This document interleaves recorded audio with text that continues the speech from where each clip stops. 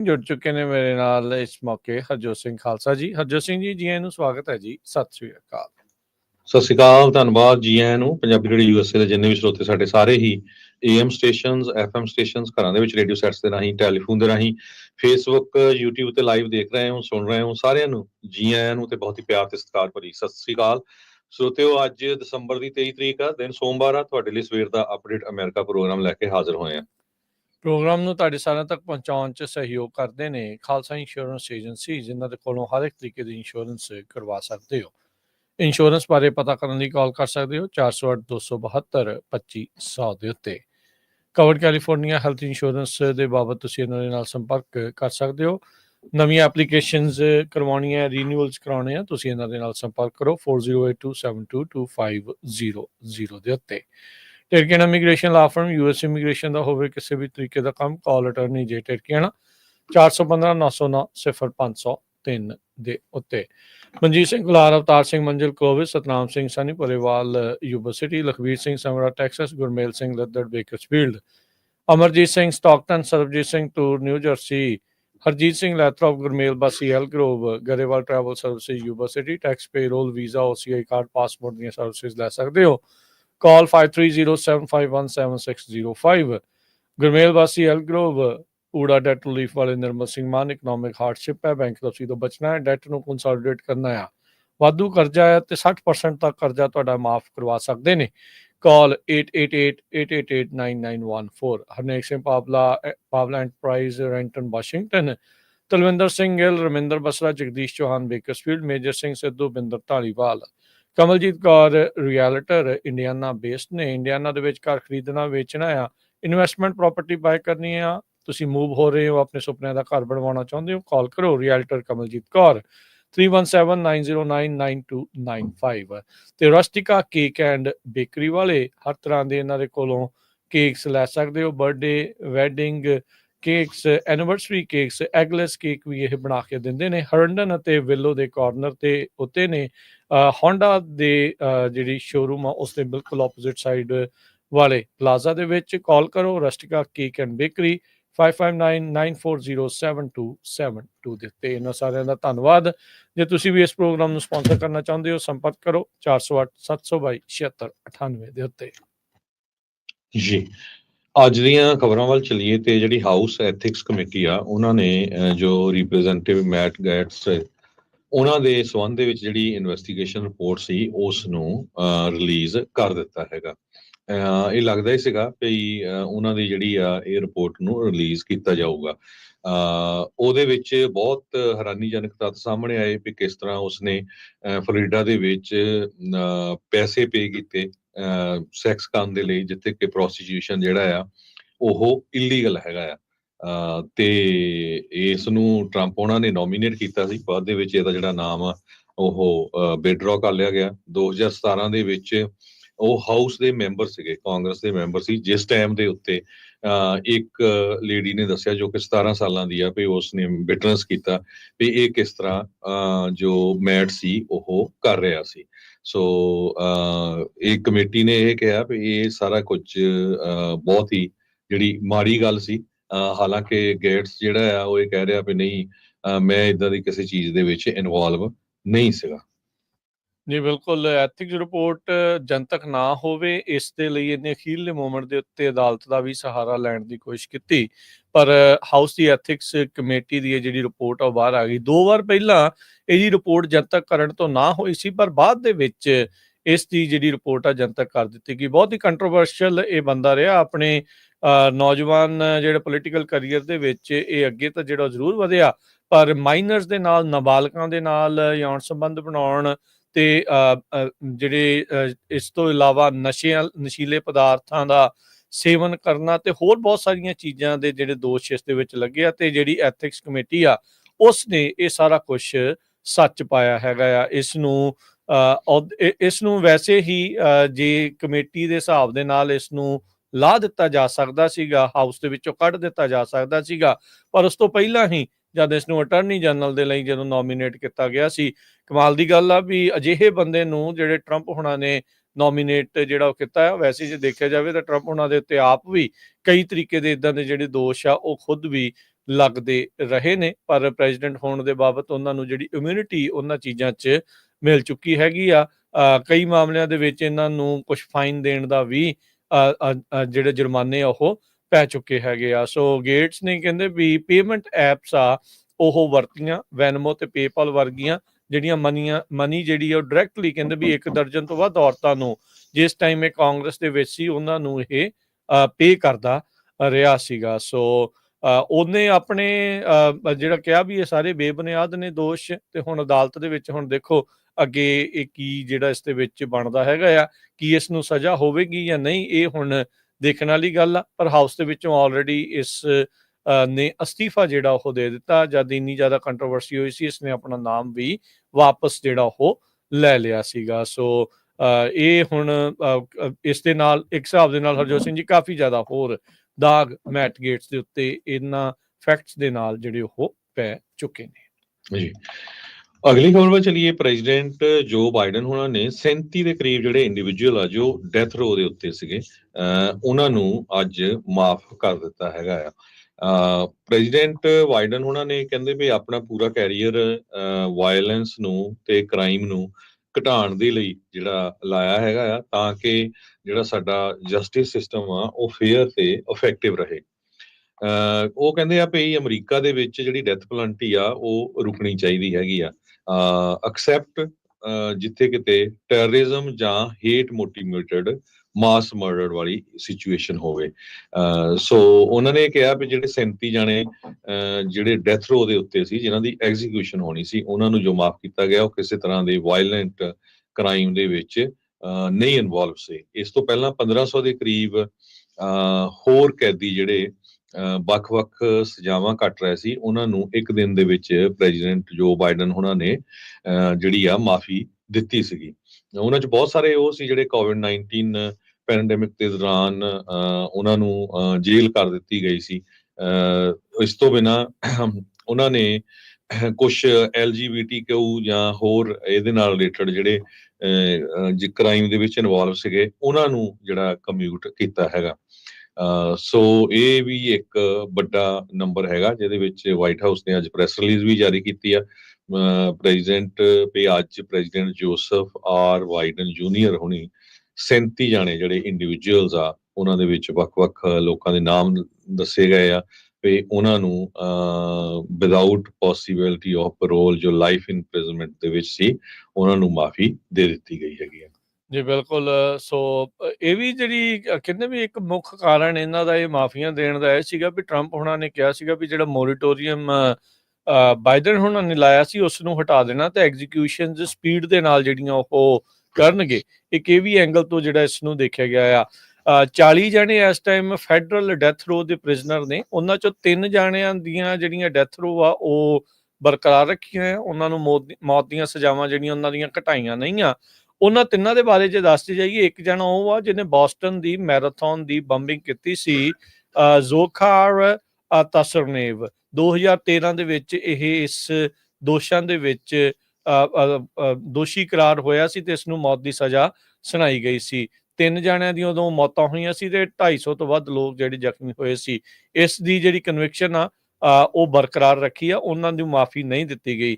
ਇੱਕ ਜਿਹੜਾ ਰੋਬਰਟ ਬੋਵਰਜ਼ ਆ, 2018 ਦੇ ਵਿੱਚ ਇੱਕ ਸਿਨੇਗੋਗ ਦੇ ਉੱਤੇ ਮਾਸ ਸ਼ੂਟਿੰਗ ਕੀਤੀ ਸੀ ਪਿਟਸਬਰਗ ਦੇ ਵਿੱਚ, 11 ਜਾਣਿਆਂ ਦੀਆਂ ਉੱਥੇ ਮੌਤਾਂ ਹੋਈਆਂ ਸੀ, ਉਸ ਦੀ ਵੀ ਮੌਤ ਦੀ ਸਜ਼ਾ ਬਰਕਰਾਰ ਰੱਖੀ ਗਈ ਆ।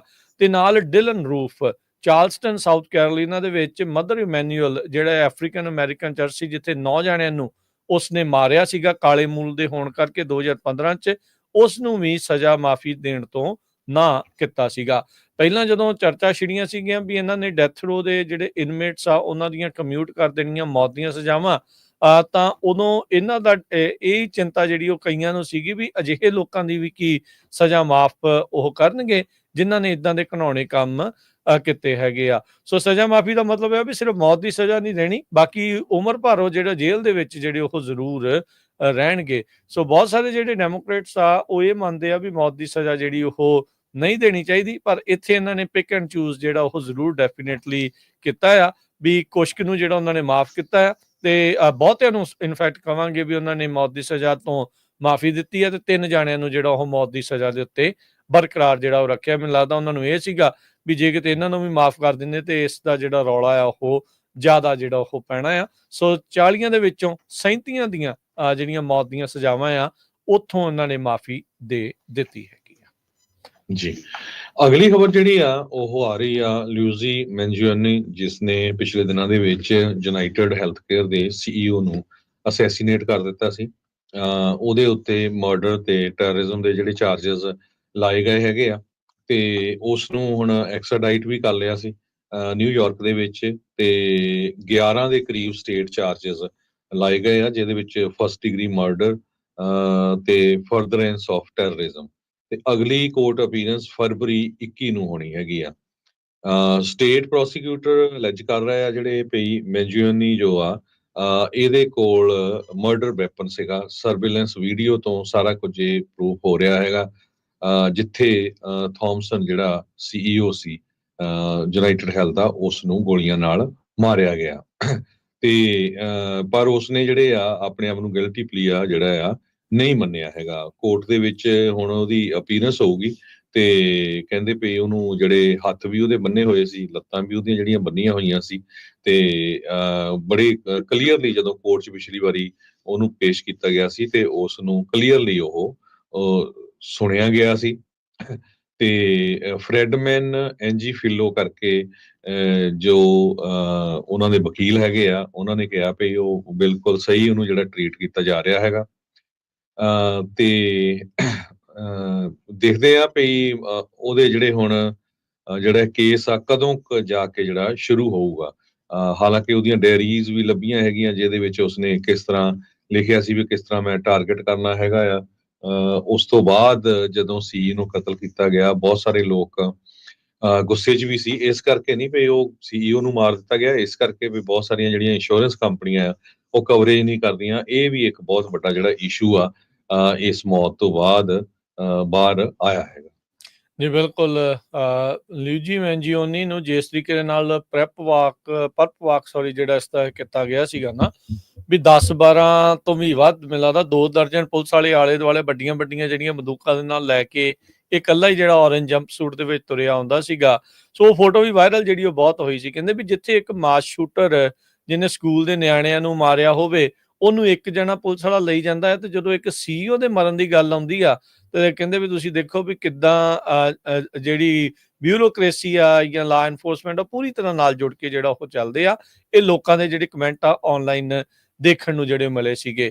ਇਹ ਵੀ ਦੱਸਦੇ ਜਾਈਏ ਵੀ ਯੂਨਾਈਟਿਡ ਹੈਲਥ ਕੇਅਰ ਦਾ ਜਿਹੜਾ CEO ਜਿਸ ਦਾ ਇਸਨੇ ਕਤਲ ਕਰ ਦਿੱਤਾ ਸੀਗਾ, ਉਹ DUI ਦੇ ਵਿੱਚ ਉਹਦਾ ਵੀ ਜੰਪ ਸੂਟ ਵਾਲੀ ਜਿਹੜੀ ਫੋਟੋ ਆ ਬਾਅਦ ਦੇ ਵਿੱਚ ਲੋਕਾਂ ਨੇ ਨਸ਼ਰ ਕੀਤੀ ਸੀ। DUI ਦੇ ਵਿੱਚ ਉਹ ਵੀ ਗ੍ਰਿਫਤਾਰ ਇੱਕ ਵਾਰੀ ਹੋਇਆ ਸੀਗਾ। ਕਈਆਂ ਨੇ ਤਾਂ ਉਸ ਨੂੰ ਮਾਸ ਮਰਡਰਰ, ਸੀਰੀਅਲ ਕਿਲਰ ਤੱਕ ਵੀ ਜਿਹੜਾ ਉਹ ਆਖਿਆ ਸੀ। ਜਿਹੜੀ ਗੱਲ ਦੀ ਤੁਸੀਂ ਹਰਜੋਤ ਸਿੰਘ ਜੀ ਚਰਚਾ ਕੀਤੀ ਆ ਵੀ ਇਹਦੀਆਂ ਪਾਲਿਸੀ ਦੇ ਕਰਕੇ ਕਈਆਂ ਦੀਆਂ ਜਿਹੜੀਆਂ ਇੰਸ਼ੋਰੈਂਸਿਸ ਆ ਉਹ ਰੁਕੀਆਂ, ਜਾਂ ਉਹਨਾਂ ਦੀਆਂ ਲਾਈਫ ਸੇਵਿੰਗ ਜਿਹੜੀ ਕਹਿ ਸਕਦੇ ਆ ਵੀ ਜਿਹੜਾ ਆਪਰੇਸ਼ਨ ਹੋਣੇ ਸੀ ਜਾਂ ਉਹਨਾਂ ਨੂੰ ਮਿਲਣੀ ਸੀ, ਰਾਹਤ ਮਿਲਣੀ ਸੀ, ਉਹ ਮਿਲਣੀਆਂ ਜਿਹੜੀਆਂ ਉਹ ਬੰਦ ਹੋਈਆਂ ਸੀਗੀਆਂ। ਇਹਦੀ ਜਿਹੜੀ ਵਕੀਲ ਆ ਉਹਨੇ ਕਿਹਾ ਵੀ ਮੈਨੂੰ ਇਹ ਡਰ ਆ ਵੀ ਲਿਊਜੀ ਮੈਂਜੀਓਨੀ ਨੂੰ ਫੇਅਰ ਟਰਾਇਲ ਜਿਹੜਾ ਉਹ ਨਹੀਂ ਮਿਲੂਗਾ। ਜਿਸ ਤਰੀਕੇ ਦੇ ਨਾਲ ਉਹਨੇ ਉਹੀ ਚੀਜ਼ ਇਸ਼ਾਰਾ ਕੀਤੀ ਵੀ ਜਿਸ ਤਰੀਕੇ ਦੇ ਨਾਲ ਉਸ ਨੂੰ ਲਿਆਂਦਾ ਗਿਆ ਇਹ ਠੀਕ ਨਹੀਂ ਆ। ਤੇ ਜਿੱਦਾਂ ਨਿਊਯਾਰਕ ਦੇ ਮੇਅਰ ਆ ਉਹ ਕਰ ਰਹੇ ਨੇ ਪ੍ਰੈਸ ਕਾਨਫਰੰਸ, ਕਹਿੰਦੇ ਵੀ ਮੈਨੂੰ ਸ਼ੱਕ ਆ ਵੀ ਇਸ ਨੂੰ ਫੇਅਰ ਟਰਾਇਲ ਜਿਹੜਾ ਉਹ ਨਹੀਂ ਮਿਲੇਗਾ। ਸੋ ਦੇਖੋ ਕੀ ਹੁੰਦਾ ਆ। ਆਪਣੇ ਆਪ ਨੂੰ ਇਸ ਤੇ ਨਾਟ ਗਿਲਟੀ ਜਿਹੜਾ ਉਹ ਦੱਸਿਆ ਵੀ ਮੈਂ ਇਸ ਦੇ ਵਿੱਚ ਕਿਸੇ ਤਰੀਕੇ ਦੇ ਨਾਲ ਦੋਸ਼ੀ ਨਹੀਂ ਆ। ਮਾਰਨ ਤੋਂ ਬਾਅਦ 'ਚ ਕਈ ਦਿਨਾਂ ਬਾਅਦ ਜਾ ਕੇ ਮੈਨਹੈਟਨ ਦੇ ਵਿੱਚ ਸ਼ਰੇਆਮ ਸਟਰੀਟ ਦੇ ਵਿੱਚ ਕਤਲ ਕਰਨ ਤੋਂ ਬਾਅਦ 'ਚ ਇਹ ਕਈ ਦਿਨਾਂ ਬਾਅਦ ਜਾ ਕੇ ਪੈਂਸਿਲਵੇਨੀਆ 'ਚੋਂ ਇੱਕ ਮੈਕਡੋਨਲਡ ਤੋਂ ਗ੍ਰਿਫਤਾਰ ਹੋਇਆ ਸੀਗਾ। ਜੀ ਬਿਲਕੁਲ। ਅਗਲੀ ਜਿਹੜੀ ਨਿਊਯਾਰਕ ਦੀ ਗੱਲ ਕਰਦੇ ਜਾਈਏ, ਨਿਊਯਾਰਕ ਦੇ ਗਵਰਨਰ ਦੀ ਇਸ ਟਾਈਮ ਕਾਫੀ ਜ਼ਿਆਦਾ ਕ੍ਰਿਟਿਸਿਜ਼ਮ ਹੋ ਰਿਹਾ ਆ ਸਬਵੇ ਦੀ ਸੇਫਟੀ ਨੂੰ ਲੈ ਕੇ। ਬੀਤੇ ਵੀਕਐਂਡ ਦੇ ਉੱਤੇ ਇੱਕ ਔਰਤ ਨੇ ਆਪਣੇ ਆਪ ਨੂੰ ਉੱਥੇ ਅੱਗ ਲਾ ਕੇ ਆਤਮਦਾਹ ਜਿਹੜਾ ਆ ਉਹ ਉੱਥੇ ਕਰ ਲਿਆ ਸੀਗਾ। ਕੈਥੀ ਹੋਚਲ ਕਹਿੰਦੇ ਵੀ ਉਹ ਸਬਵੇ ਕ੍ਰਾਈਮ ਦੇ ਬਾਰੇ ਤਾਂ ਉਹ ਕਹਿ ਰਹੇ ਸੀਗੇ ਵੀ ਅੱਗੇ ਦੇ ਨਾਲੋਂ ਬਹੁਤ ਜ਼ਿਆਦਾ ਘਟਿਆ ਆ, ਪਰ 2 ਵੱਖ-ਵੱਖ ਸਬਵੇ ਦੇ ਨਾਲ ਸੰਬੰਧਿਤ ਕਿਲਿੰਗਸ ਨੇ ਉਹਨਾਂ ਦੇ ਉਸ ਦਾਅਵਿਆਂ ਦੇ ਉੱਤੇ ਸਵਾਲ ਜਿਹੜੇ ਖੜੇ ਕਰ ਦਿੱਤੇ ਹੈਗੇ ਆ। ਸੋ ਐਕਸ ਦੇ ਉੱਤੇ ਹੋਚਲ ਨੇ ਕਲੇਮ ਕੀਤਾ ਸੀ ਵੀ ਸਬਵੇ ਕ੍ਰਾਈਮ ਡਿਕਰੀਜ਼ ਹੋਇਆ ਆ, ਜਦੋਂ ਤੋਂ ਉਸਨੇ ਨੈਸ਼ਨਲ ਗਾਰਡ ਸਬਵੇ ਦੀ ਸੇਫਟੀ ਦੇ ਲਈ ਇਸ ਪ੍ਰੋਬਲਮ ਨੂੰ ਹੈਲਪ ਕਰਨ ਦੇ ਲਈ ਜਿਹੜੇ ਉਹ ਲਾਏ ਹੈਗੇ ਆ। ਸੋ ਪ੍ਰੈਸ ਕਾਨਫਰੰਸ ਜਿਹੜੀ ਕਹਿੰਦੇ ਵੀ ਲਾਸਟ ਵੀਕ ਹੋਈ ਸੀ, ਉਹਨਾਂ ਨੇ ਕਿਹਾ ਵੀ ਜਨਵਰੀ 2021 ਦੇ ਮੁਕਾਬਲੇ 42% ਕ੍ਰਾਈਮ ਜਿਹੜਾ ਆ ਉਹ ਡਾਊਨ ਹੋਇਆ। 750 ਨੈਸ਼ਨਲ ਗਾਰਡ ਆਰਮੀ ਵਾਲੇ ਸਬਵੇ ਦੇ ਵਿੱਚ ਹੌਲੀਡੇ ਕ੍ਰਾਈਮ ਨੂੰ ਰੋਕਣ ਦੇ ਲਈ ਵਿਸ਼ੇਸ਼ ਤੌਰ ਦੇ ਉੱਤੇ ਲਾਏ ਜਿਹੜੇ ਉਹ ਜਾ ਰਹੇ ਆ।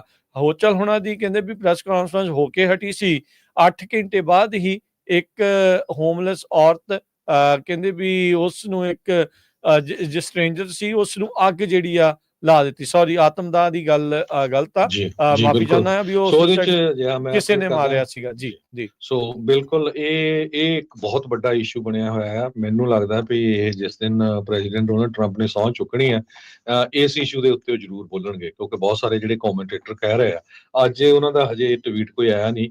ਜਿਹੜੇ ਬੰਦੇ ਨੇ, ਦੇਖੋ ਇਹ ਬੀਬੀ ਸੀ, ਚਾਹੇ ਹੋਮਲੈਸ ਸੀ, ਸਾਬੇ ਦੇ ਵਿੱਚ ਜਾ ਰਹੀ ਸੀ, ਸੁੱਤੀ ਪਈ ਸੀ, ਇੱਕ ਇਲੀਗਲ ਇਮੀਗ੍ਰੈਂਟ ਜੋ ਸੀਗਾ ਉਸਨੇ ਇਸ ਨੂੰ ਅੱਗ ਲਾ ਦਿੱਤੀ ਤੇ ਉੱਥੇ ਹੀ ਉਹ ਸੜ ਕੇ ਜਿਹੜੀ ਆ ਮਰ ਗਈ।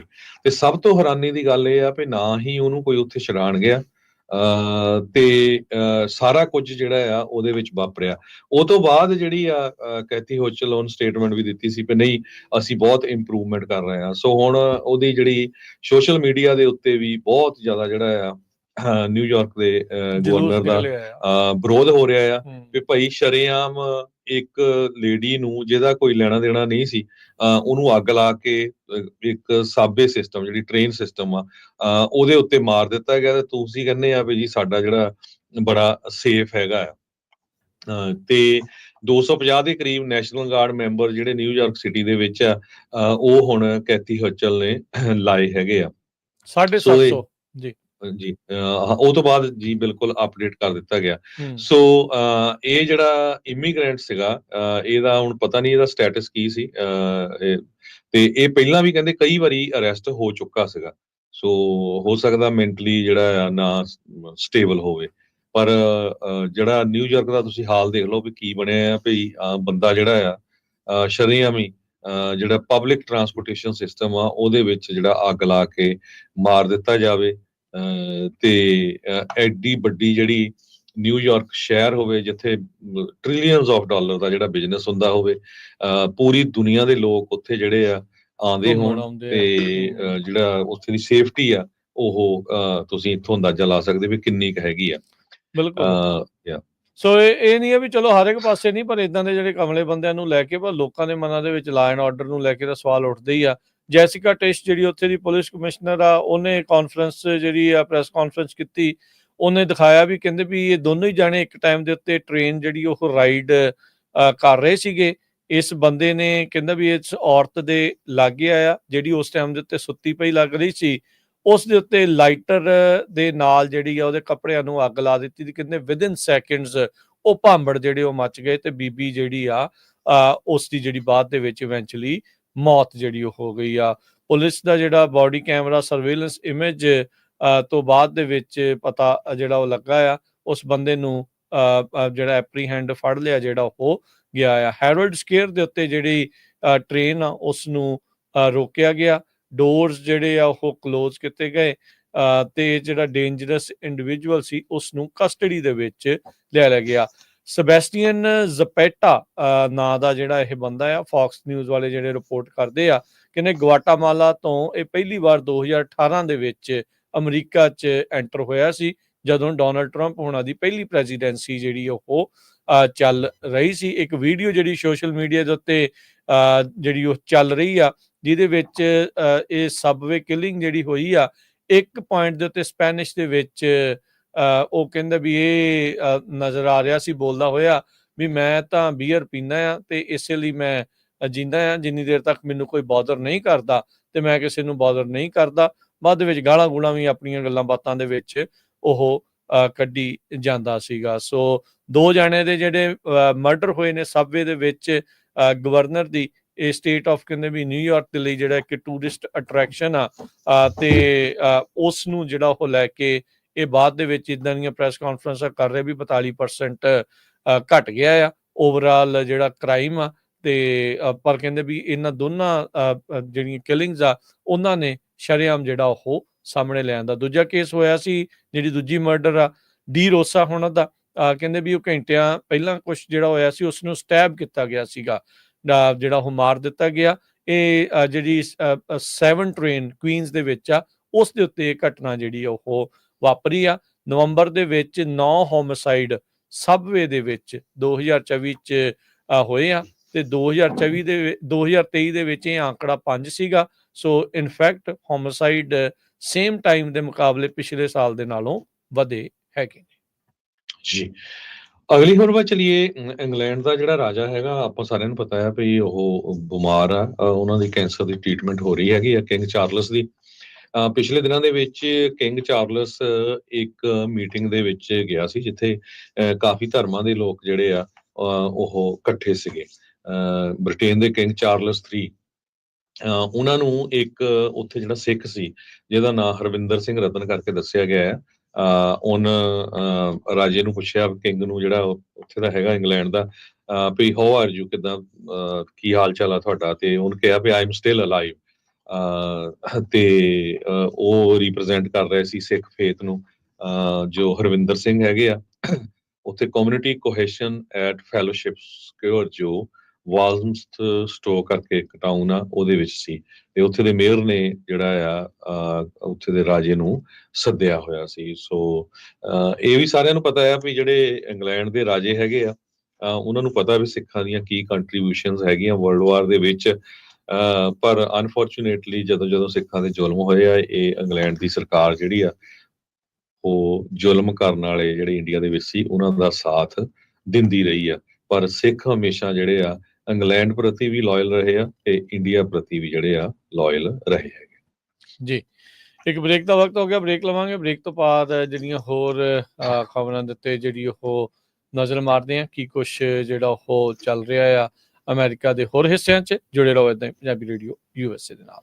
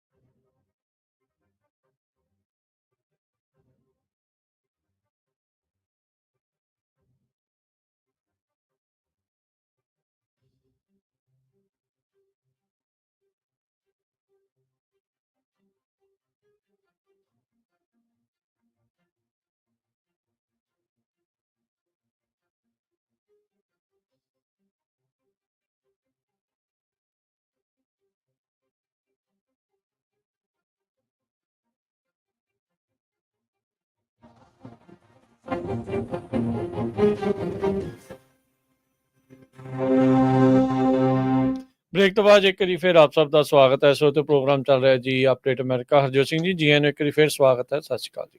ਸਤਿ ਸ਼੍ਰੀ ਅਕਾਲ, ਧੰਨਵਾਦ ਜੀ ਆਇਆਂ ਨੂੰ। ਅਗਲੀ ਜਿਹੜੀ ਹਰਜੋਤ ਸਿੰਘ ਜੀ ਖਬਰ ਕਰਦੇ ਹਾਂ, ਕੋਸਟਾ ਮੈਸਾ ਦੇ USPS ਆਫਿਸ ਤੋਂ ਆ ਰਹੀ ਹੈ। ਕਹਿੰਦੇ ਵੀ US ਦੇ ਪੋਸਟ ਆਫਿਸ ਦੇ ਇੱਕ ਸੁਪਰਵਾਈਜ਼ਰ ਕੋਸਟਾ ਮੈਸਾ 'ਚ ਉਸ ਨੂੰ ਗ੍ਰਿਫਤਾਰ ਕੀਤਾ ਗਿਆ ਤੇ ਉਸ ਦੇ ਉੱਤੇ 20 ਚੈੱਕ ਚੋਰੀ ਕਰਨ ਦੇ ਇਲਜ਼ਾਮ ਲੱਗੇ ਨੇ, ਜਿਨ੍ਹਾਂ ਦੀ ਕੁੱਲ ਲਾਗਤ $2,81,000 ਬਣਦੀ ਆ। ਫੈਡਰਲ ਪ੍ਰੋਸੀਕਿਊਟਰਸ ਨੇ ਇਹ ਜਾਣਕਾਰੀ ਦਿੱਤੀ ਆ। ਜੋਵੀਆਨ ਤਿਵਾਨਾ ਹੇਜ਼ ਕਹਿੰਦੇ ਕੋਸਟਾ ਮੈਸਾ ਪੋਸਟ ਆਫਿਸ ਦੇ ਵਿੱਚ ਇਹ ਬੀਬੀ ਕੰਮ ਕਰਦੀ ਸੀ ਤੇ ਇਸਨੇ ਜਿਹੜੇ ਚੈੱਕਾਂ ਦੀ ਚੋਰੀ ਕੀਤੀ। ਇਹਨਾਂ ਦੇ ਵਿੱਚੋਂ ਇੱਕ ਚੈੱਕ ਦੀ ਕੀਮਤ ਜਿਹੜੀ ਆ ਉਹ 1,14,000 ਦੱਸੀ ਜਾਂਦੀ ਆ। ਤੇ ਹੁਣ ਪਤਾ ਨਹੀਂ ਵੀ ਕਈ ਵਾਰੀ ਕਹਿੰਦੇ ਵੀ ਚੋਰੀ ਵੀ ਜਿਹੜੀ ਆ ਉਹ ਅਕਲ ਦੇ ਨਾਲ, ਹੁਸ਼ਿਆਰੀ ਦੇ ਨਾਲ ਵੱਜਦੀ ਆ। ਉਹ ਜਿਹੜੇ ਕਰਕੇ ਚੈੱਕ ਚੋਰੀ ਤਾਂ ਆਪਣੇ ਸਿੱਧੇ ਕਹਿੰਦੇ ਬੈਂਕ ਅਕਾਊਂਟਾਂ 'ਚ ਉਹ ਜਮ੍ਹਾਂ ਕਰਾਉਂਦੀ ਰਹੀ। US ਦੇ ਅਟਰਨੀ ਆਫਿਸ ਜਿਹੜੇ ਸੈਂਟਰਲ ਡਿਸਟ੍ਰਿਕਟ ਆਫ ਕੈਲੀਫੋਰਨੀਆ ਆ, ਉਹਨਾਂ ਨੇ ਦੱਸਿਆ 36 ਸਾਲਾਂ ਦੀ ਕੰਪਟਨ ਦੀ ਇਹ ਜਿਹੜੀ ਬੀਬੀ ਆ, ਹੁਣ ਇਸ ਦੇ ਉੱਤੇ ਬੈਂਕ ਫਰਾਡ ਦੇ ਜਿਹੜੇ ਚਾਰजेस ਆ ਉਹ ਲੱਗੇ ਆ। ਤੇ ਕਹਿੰਦੇ ਵੀ ਇਹ ਮਾਮਲਾ ਜੁਲਾਈ 2024 ਤੋਂ ਸ਼ੁਰੂ ਹੋਇਆ ਮੰਨਿਆ ਜਾਂਦਾ ਆ। ਫੈਡਰਲ ਚਾਰਜ ਇਸ ਦੋਸ਼ ਦੇ ਲਈ 30 ਸਾਲ ਤੱਕ ਦੀ ਜਿਹੜੀ ਸਜ਼ਾ ਆ ਇਸ ਨੂੰ ਹੋ ਸਕਦੀ ਆ। ਪ੍ਰੋਸੀਕਿਊਟਰਸ ਨੇ ਦੱਸਿਆ ਵੀ ਜਿਹੜੇ ਚੈੱਕ ਆ ਇਸ ਦੇ ਉੱਤੇ ਇਹ ਜਾਲੀ ਸਾਈਨ ਕਰਕੇ ਕਰ ਲੈਂਦੀ ਸੀਗੀ। ਸਰਵੇਲੈਂਸ ਫੁਟੇਜ ਦੇ ਵਿੱਚ ਦੇਖਿਆ ਗਿਆ ਵੀ ATM ਮਸ਼ੀਨਾਂ ਦੇ ਉੱਤੇ ਚੈੱਕਾਂ ਨੂੰ ਜਮ੍ਹਾਂ ਕਰਾਉਂਦੀ ਰਹੀ ਆ। ਫਾਊਂਟੇਨ ਵੈਲੀ, ਕੰਪਟਨ ਤੇ ਕੋਸਟਾ ਮੈਸਾ ਦੇ ਵਿੱਚ ਇਹਨੇ ਵੱਖ-ਵੱਖ ATMs ਦੀ ਵਰਤੋਂ ਕਰਦੇ ਹੋਏ ਇਹਨਾਂ ਚੈੱਕਾਂ ਨੂੰ ਆਪਣੇ ਖਾਤਿਆਂ ਦੇ ਵਿੱਚ ਜਮ੍ਹਾਂ ਕਰਵਾਇਆ ਹੈਗਾ ਆ। ਇੱਕ ਐਫੀਡੇਵਿਟ ਜਿਹੜਾ ਇਸ ਕੇਸ ਦੇ ਵਿੱਚ ਲੱਗਾ ਆ, ਉਹਦੇ ਵਿੱਚ ਇਹ ਵੀ ਸ਼ੱਕ ਪੈਂਦਾ ਆ ਵੀ ਇਸ ਦੇ ਉੱਤੇ ਹੋਰ ਵੀ ਚੋਰੀਆਂ ਦੇ ਜਿਹੜੇ ਚਾਰजेस ਆ ਉਹ ਹੈਗੇ ਨੇ, ਪਰ ਉਹ ਚਾਰजेस ਅਜੇ ਜਿਹੜੇ ਉਹ ਲਗਾਏ ਨਹੀਂ ਗਏ। ਸ਼ੱਕ ਉਹਨਾਂ ਨੂੰ ਹੈਗਾ ਵੀ ਇਹਨੇ ਹੋਰ ਵੀ ਜਿਹੜੀਆਂ ਚੀਜ਼ਾਂ ਆ ਉਹ ਚੋਰੀ ਕੀਤੀਆਂ ਹੋ ਸਕਦੀਆਂ। ਪ੍ਰੋਸੀਕਿਊਟਰਸ ਮੰਨਦੇ ਨੇ ਵੀ ਇਸ ਨੇ ਜਿਹੜੀ ਕਰੰਸੀ, ਗੋਲਡ ਕੋਇਨਸ ਜਿਨ੍ਹਾਂ ਦੀ ਲਾਗਤ ਹਜ਼ਾਰਾਂ ਹੀ ਲੱਖਾਂ ਡਾਲਰ ਬਣਦੀ ਆ, ਉਹ ਵੀ ਸੇਮ ਪੋਸਟ ਆਫਿਸ ਦੇ ਵਿੱਚੋਂ ਮੇਲ ਵਿੱਚੋਂ ਚੋਰੀ ਕੀਤੀਆਂ ਹੋ ਸਕਦੀਆਂ, ਪਰ ਉਸ ਦੇ ਤੱਥ ਇਹਨਾਂ ਦੇ ਕੋਲ ਅਜੇ ਮੌਜੂਦ ਨਹੀਂ ਆ। ਪਰ ਇਹ ਚੈੱਕ ਚੋਰੀ ਕਰਕੇ, ਜਾਲੀ ਸਾਈਨ ਕਰਕੇ ਤੇ ਇਹਨਾਂ ਨੂੰ ਆਪਣੇ ATM ਦੇ ਜ਼ਰੀਏ ਜਮ੍ਹਾਂ ਕਰਾਉਣ ਦੀਆਂ ਚੀਜ਼ਾਂ ਜਿਹੜੀਆਂ ਉਹ ਦੋਸ਼ ਇਹਨਾਂ ਦੇ ਸਾਹਮਣੇ ਹੁਣ ਹੈਗੇ ਆ, ਸਬੂਤ ਉਹਨਾਂ ਦੇ ਕੋਲ ਮੌਜੂਦ ਨੇ। ਤੇ ਇਹ ਜਿਹੜਾ ਕੇਸ ਆ ਕਹਿੰਦੇ ਵੀ US ਪੋਸਟ ਆਫਿਸ ਦੇ ਇੰਸਪੈਕਟਰ ਜਨਰਲ ਦੇ ਦੁਆਰਾ ਇਨਵੈਸਟੀਗੇਟ ਕੀਤਾ ਜਾ ਰਿਹਾ ਹੈਗਾ ਜੀ। ਅਗਲੀ ਖਬਰ ਵੱਲ ਚਲੀਏ ਤੇ ਇੰਡੀਆ ਦੇ ਜਿਹੜੇ ਫੋਰਨ ਮਿਨਿਸਟਰ ਹੈਗੇ ਆ ਜੈ ਸ਼ੰਕਰ, ਉਹ ਅਮਰੀਕਾ ਆ ਰਹੇ ਹੈਗੇ ਆ। ਪਹਿਲੀ ਜਿਹੜੀ ਆ ਹਾਈ ਲੈਵਲ ਉਹਨਾਂ ਦੀ ਫਰਸਟ ਹਾਈ ਲੈਵਲ ਵਿਜ਼ਿਟ ਹੋਊਗੀ ਪ੍ਰੈਜ਼ੀਡੈਂਟ ਡੋਨਲਡ ਟਰੰਪ ਉਹਨਾਂ ਦੀ ਇਲੈਕਸ਼ਨ ਜਿੱਤਣ ਤੋਂ ਬਾਅਦ। External affair minister Subramanian Jai Shankar 6 ਦਿਨਾਂ ਦੀ ਵਿਜ਼ਿਟ ਦੇ ਲਈ ਅਮਰੀਕਾ ਪਹੁੰਚਣਗੇ 24 ਤੋਂ ਲੈ ਕੇ 29 ਦਸੰਬਰ 2024 ਤੱਕ। ਇਸ ਮੀਟਿੰਗ ਦੇ ਵਿੱਚ ਉਹ ਕਹਿੰਦੇ ਵੀ ਸਾਡਾ ਮੇਨ ਡਿਸਕਸ਼ਨ ਬਾਇਲੇਟਰਲ, ਰੀਜਨਲ ਤੇ ਗਲੋਬਲ ਇਸ਼ੂਜ਼ ਨੂੰ ਲੈ ਕੇ ਹੋਊਗਾ। ਤੇ ਇਹਦੇ ਵਿੱਚ ਉਹ ਵੀ ਡਿਸਕਸ ਕਰਨਗੇ ਖਾਸ ਕਰਕੇ ਜੋ ਟੈਰਿਫਸ ਨੂੰ ਲੈ ਕੇ। ਉਹ ਇਹਨਾਂ ਨੇ ਪਹਿਲਾਂ ਵੀ ਜਿਹੜੀਆਂ ਸਟੇਟਮੈਂਟਸ ਦਿੱਤੀਆਂ ਹੈ ਵੀ ਸਾਡੇ ਜਿਹੜੇ ਪ੍ਰੈਜ਼ੀਡੈਂਟ ਟਰੰਪ ਆ ਉਹਨਾਂ ਦੇ ਨਾਲ ਰਿਲੇਸ਼ਨ ਕਾਫੀ ਵਧੀਆ ਹੈਗੇ ਆ। ਜੈ ਸ਼ੰਕਰ ਉਹਨਾਂ ਨੇ ਇਹ ਕਿਹਾ ਵੀ we need together to lower tariff not to see them go up। So ਉਹਨਾਂ ਨੇ ਕਿਹਾ ਵੀ ਰਲ ਕੇ ਅਸੀਂ ਜਿਹੜਾ ਟੈਰਿਫ ਘਟਾਵਾਂਗੇ ਤੇ ਇਕੱਠੇ ਜਿਹੜੇ ਮੁਲਕ ਆ ਰਲ ਕੇ ਚੱਲਾਂਗੇ। ਸੋ ਇਹ ਕਾਫੀ ਲੰਮੀ ਮੀਟਿੰਗ ਹੋਣੀ ਹੈਗੀ ਆ। ਤੇ ਇਸ ਤੋਂ ਬਿਨਾਂ ਇਹ ਦੱਸਦੇ ਜਾਈਏ ਵੀ ਜਿਹੜੀ ਤੁਲਸੀ ਗੈਬਰਟ ਆ ਜਿਨ੍ਹਾਂ ਨੂੰ ਪ੍ਰੈਜ਼ੀਡੈਂਟ ਡੋਨਲਡ ਟਰੰਪ ਹੋਣਾ ਨੇ ਪਿਕ ਕੀਤਾ ਹੈਗਾ। ਤੇ ਪਹਿਲਾਂ ਉਹ ਡੈਮੋਕ੍ਰੈਟਿਕ ਪਾਰਟੀ ਦੇ ਵਿੱਚ ਸੀ, ਕਾਂਗਰਸ ਦੀ ਵੂਮਨ ਆਪਣੇ ਆਪ ਨੂੰ ਕਹਿੰਦੀ ਰਹੀ ਆ ਵੀ ਮੈਂ ਫਸਟ ਹਿੰਦੂ ਵੂਮਨ ਇਲੈਕਟਡ ਸੀਗੀ। ਤੇ ਹੁਣ ਉਹਨਾਂ ਨੂੰ ਜੋ US ਇੰਟੈਲੀਜੈਂਸ ਏਜੰਸੀ ਜਿੱਦਾਂ CIA, FBI, national security agency ਇਹਨਾਂ ਨੂੰ ਓਵਰਸੀ ਕਰਨ ਦੇ ਲਈ ਕੈਬਨਿਟ ਪੋਜੀਸ਼ਨ ਦੇ ਲਈ ਉਹਨਾਂ ਨੇ ਚੁਣਿਆ ਹੈਗਾ।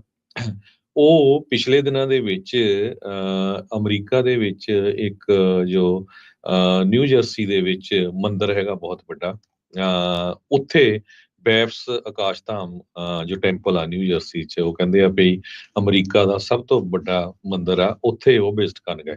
1000 ਤੋਂ ਵੱਧ ਜਿਹੜੇ ਉੱਥੇ ਸ਼ਰਧਾਲੂ ਇਕੱਠੇ ਹੋਏ ਸੀ ਤੇ ਉੱਥੇ ਉਹਨਾਂ ਨੇ ਕਾਫੀ ਜਦੋਂ ਭਾਸ਼ਣ ਦਿੱਤਾ ਤੁਲਸੀ ਗੈਬਰ ਨੇ ਰੈਫਰੈਂਸ ਦਿੱਤੇ ਭਗਵਾਨ ਕ੍ਰਿਸ਼ਨ ਦੇ ਬਾਰੇ, ਅਰਜਨ ਦੇ ਬਾਰੇ, ਭਗਵਤ ਗੀਤਾ ਦੇ ਬਾਰੇ, ਤੇ ਕਿਉਂਕਿ ਉਹ ਆਪਣੇ ਆਪ ਨੂੰ ਹਿੰਦੂ ਵੀ ਸਮਝਦੇ, ਕਿਉਂਕਿ ਉਹਨਾਂ ਦੀ ਮਦਰ ਜਿਹੜੀ ਆ ਉਹਨਾਂ ਨੇ ਜਿਹੜਾ ਹਿੰਦੂ ਧਰਮ ਅਪਣਾਇਆ ਹੋਇਆ ਸੀਗਾ।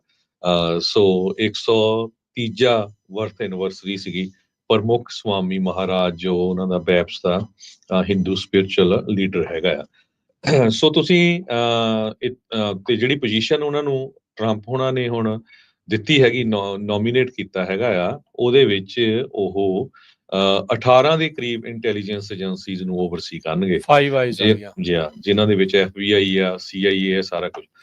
ਸੋ ਜਦੋਂ ਦੀਆਂ ਇਲੈਕਸ਼ਨਾਂ ਹੋ ਚੁੱਕੀਆਂ ਆ, ਪ੍ਰੈਜ਼ੀਡੈਂਟ ਟਰੰਪ ਹੁਣੀ ਜਿੱਤ ਚੁੱਕੇ ਆ, ਤੇ ਭਾਰਤੀ ਮੂਲ ਦੇ ਜਾਂ ਭਾਰਤੀ ਸਰਕਾਰ ਪੂਰੀ ਐਕਟਿਵ ਆ।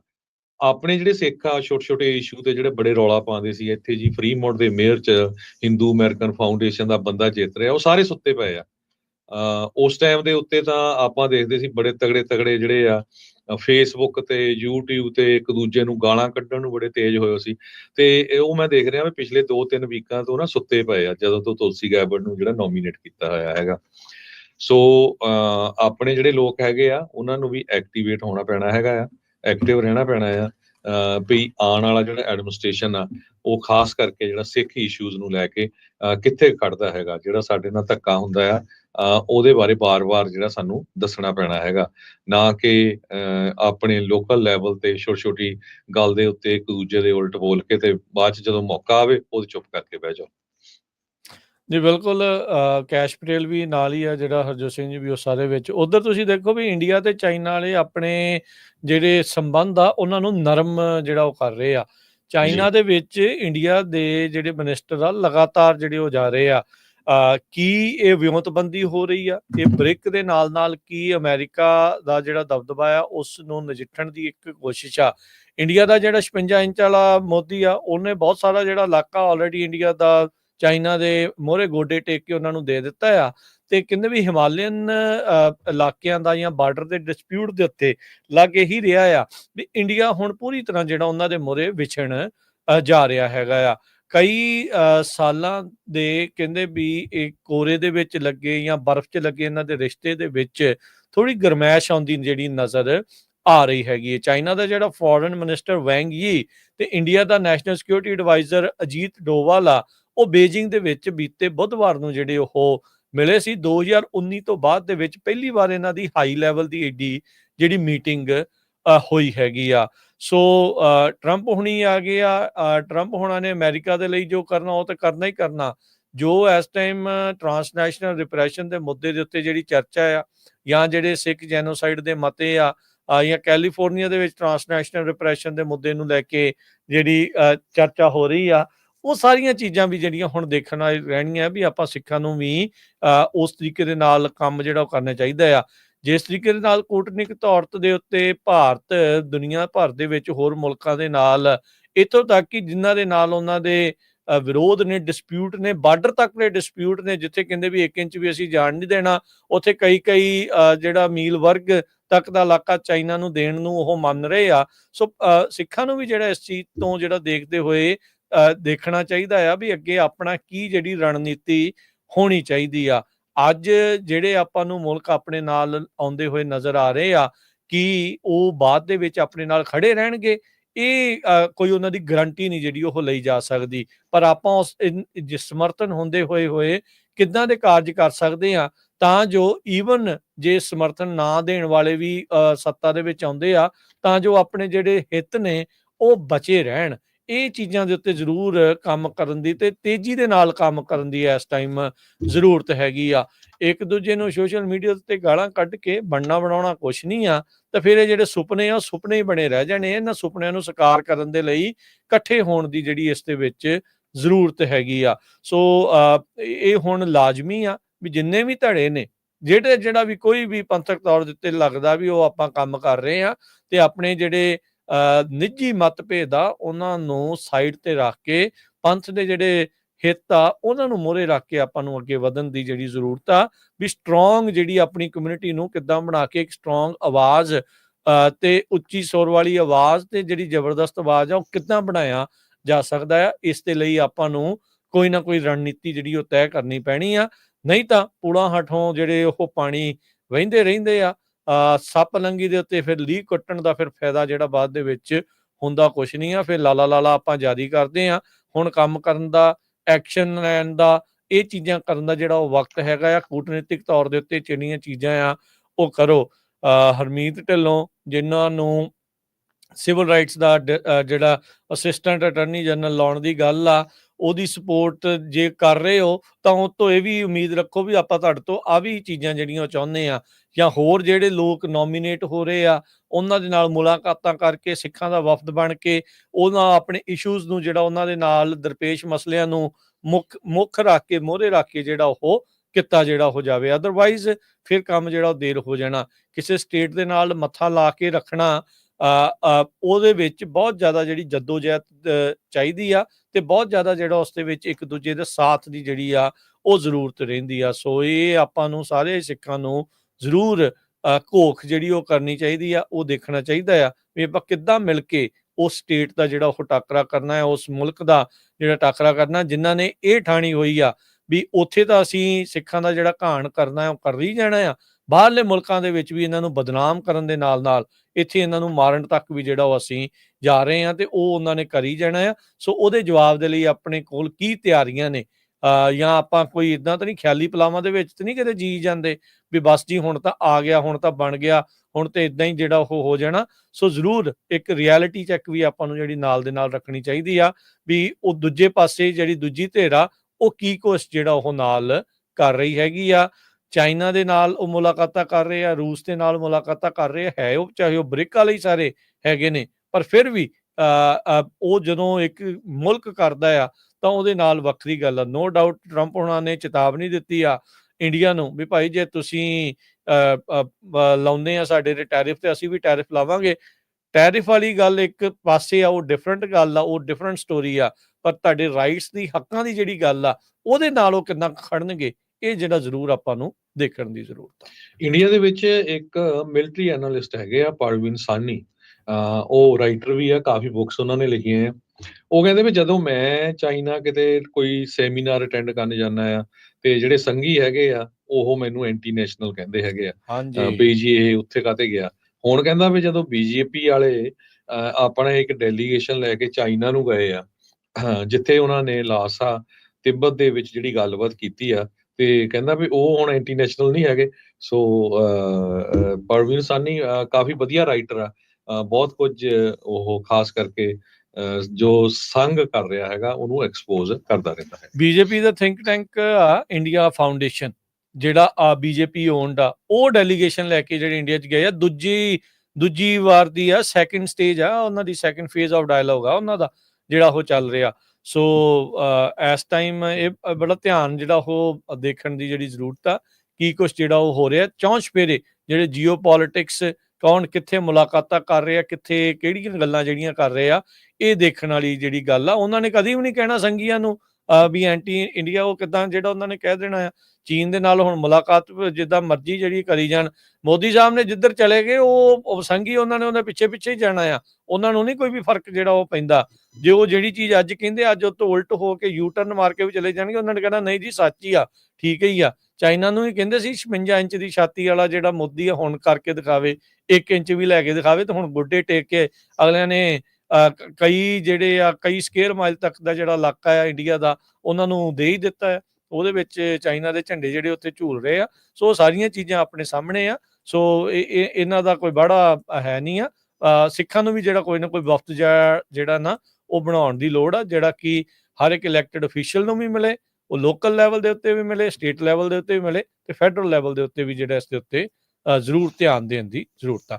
ਤੇ ਆਪਾਂ ਇੱਕ ਬ੍ਰੇਕ ਲੈਂਦੇ ਆ। ਬ੍ਰੇਕ ਤੋਂ ਬਾਅਦ ਪ੍ਰੈਜ਼ੀਡੈਂਟ ਟਰੰਪ ਉਹਨਾਂ ਨੇ ਇੱਕ ਵਾਰੀ ਫੇਰ ਕਿਹਾ ਕਿ ਜਿਹੜਾ ਗ੍ਰੀਨਲੈਂਡ ਆ ਉਹ ਸਾਨੂੰ ਖਰੀਦ ਲੈਣਾ ਚਾਹੀਦਾ ਅਮਰੀਕਾ ਨੂੰ।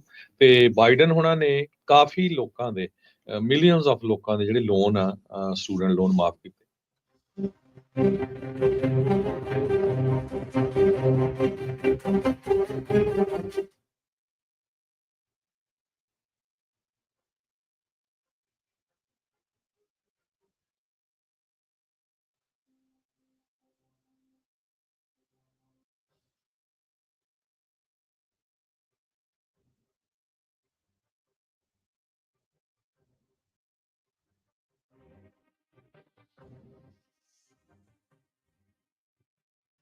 ਜੀ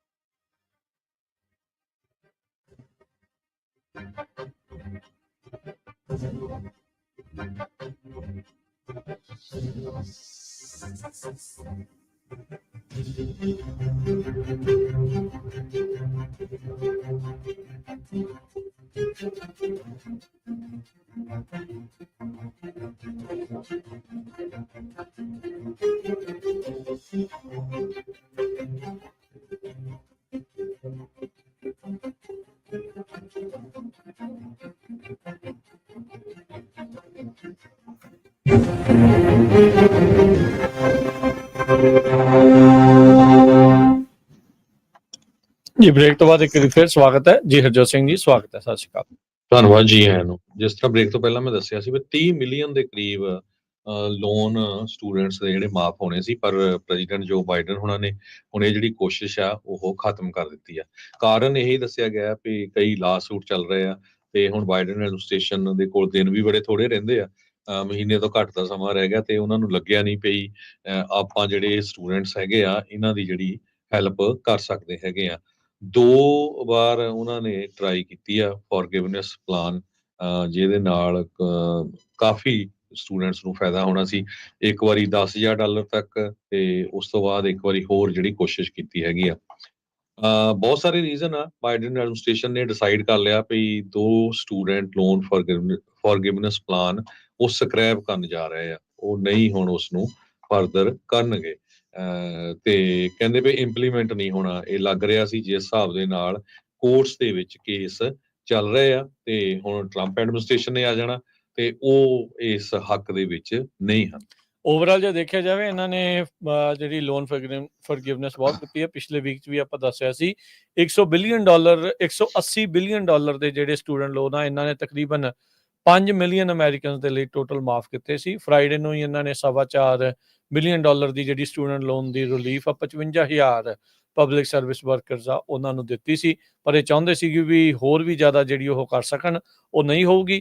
ਹਾਂ, ਆਪਣੇ ਕਾਰਪੋਰੇਟ ਟੈਕਸ ਰੇਟ ਕੱਟਸ ਜਿਹੜੇ ਹੋਣਗੇ, ਕੰਪਨੀਆਂ ਦੇ ਪੈਸੇ ਜਿਹੜੇ ਜ਼ਰੂਰ ਬਣਨਗੇ। ਆਮ ਲੋਕਾਂ ਦੇ ਜਿਹੜੇ ਲੋਨ ਫੋਰਗਿਵਨੈਸ ਆ ਉਸ ਨੂੰ ਲੈ ਕੇ ਜਿਹੜੇ ਟਰੰਪ ਹੋਣਾ ਤੋਂ ਕੋਈ ਬਾੜੀ ਕਹਿੰਦੇ ਵੀ ਲੋਕਾਂ ਨੂੰ ਉਮੀਦ ਨਹੀਂ ਹੈ। ਸੇਮ ਥਿੰਗ ਹੀ ਆ ਜਿੱਦਾਂ ਆਪਾਂ ਦੇਖਦੇ ਹਾਂ ਵੀ ਇੰਡੀਆ ਦੇ ਵਿੱਚ ਕਹਿੰਦੇ ਵੀ ਵੱਡੇ ਵੱਡੇ ਧਨਾਡਾਂ ਦੇ ਤਾਂ ਜਿਹੜੇ ਉਹ ਮਾਰ ਕੇ ਪੈਸੇ ਤਾਂ ਭੱਜ ਜਾਂਦੇ, ਉਹਨਾਂ ਨੂੰ ਮਾਫ ਹੀ ਕਰ ਦਿੰਦੇ ਆ।